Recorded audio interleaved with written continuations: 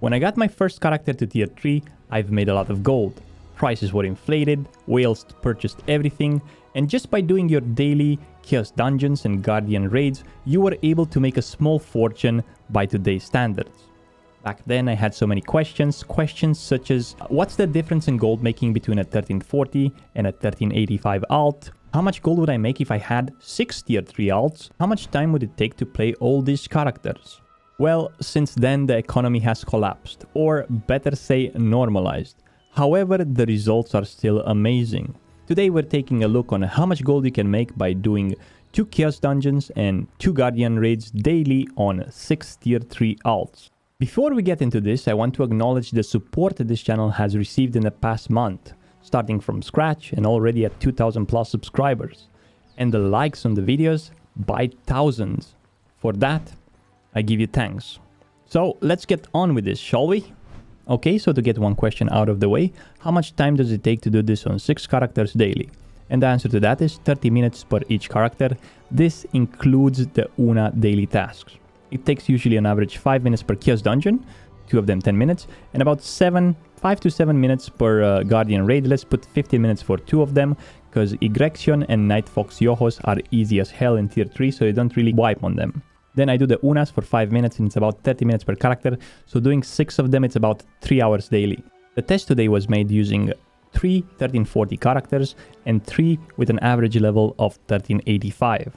The first one was a Deathblade, and the Deathblade made 700 gold from the materials that were sold on the auction house. As you can see, the Deathblade has a boss rush ticket, a cube ticket, and a ring as well. Those were not added for any of the characters to the final gold. So the money comes only from the marketplace items, such as the armor stones, the weapon stones, the leap stones, and the gems. Moving on to the Paladin. Paladin made 720 gold. It got some extra items, all of the characters, but I'm going to talk about them at the end. The Shadow Hunter made about 743 gold, and with all 3 characters, which were 1340, got an average of 520 blue armor stones, about 170 weapon stones, about 8 leap stones, and about 1 tier 2 gem, give or take. Moving on to the 1385 characters, the Gunslinger was actually 1370, so he made about 1156 gold, but it got some extra loot as well. As you can see here, we start getting, instead of normal leap stones, we get Great Honor leap stones, which are the 5 times more valuable than the normal ones. The difference between 1340 and 1370, it's not that high in terms of the armor stones. As you can see, it got only 582. But moving on to the 1385 Berserker, which got about 350 armor stones and 350 weapon stones and 750 armor stones, the Berserker made 1430 gold. And I had to double check this because the number of weapon stones was too high, but then I noticed that both Chaos Dungeons at the end, when you get an extra reward, gave me 50 weapon stones, both of the extra rewards. So the Berserker, which is 1385, made 1430, which to my surprise made the most, although my Sork it's 1404. Moving to the Sork made 1298 gold. Less than the Berserker, but it got a boss rush ticket, which was obviously not added. So the 1340 characters on the left made a total of 2163 gold, and the 1385 characters with the average eye level of 1385 made 3884 gold, which is almost double, making it a total of 6047 gold for all 6 characters.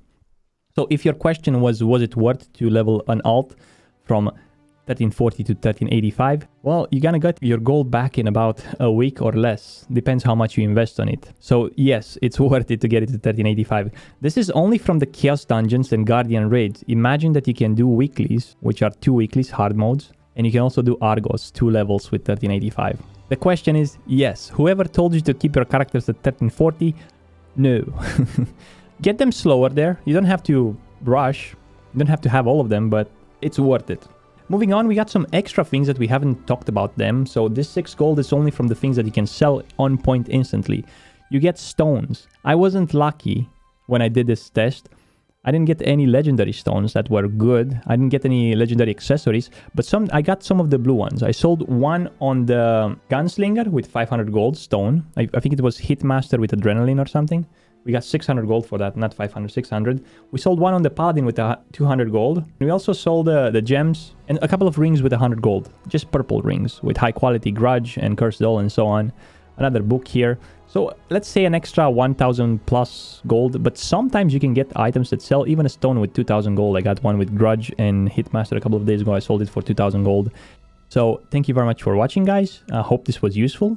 Sometimes you can find me live at twitch.tv/Frostadamus. If you want, you can come and hang out, throw a follow. And until next time, stay frosty.